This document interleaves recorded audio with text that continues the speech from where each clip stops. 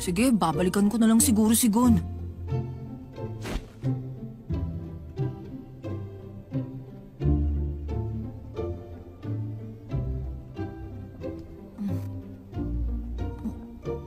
Ah? Oh? Killua! Kumusta ang paghahanap mo? Ikaw muna. Hindi ko pa nakikita eh. Ganun ba? Pareho pala tayo. May papakilala ako sa'yo, Killua. Si Retsu gumagawa siya ng mga manika.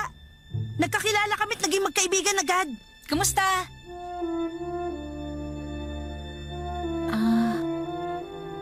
Magkaibigan? Magaling si Retsu. Nagagawa niyang parang buhay yung manikang pinagagalaw niya. Teka, baka nakakalimutan mo. Di ba may kailangan pa tayong gawin? Oo nga. Tinanong ko rin si Retsu tungkol sa bagay na yon. May kutob kasi siya tungkol sa lugar na yon. Kaya magkasama kami naghanap. Kung saan-saan na rin kami nakarating pero hindi pa rin namin nakita ang lokasyon na yon. Talaga? Oo. Pero huwag kang mag-alala. Sabi niya tutulong din siya bukas. Gabi na kasi kaya naisip ko. Bukas na lang namin itutuloy ang paghahanap.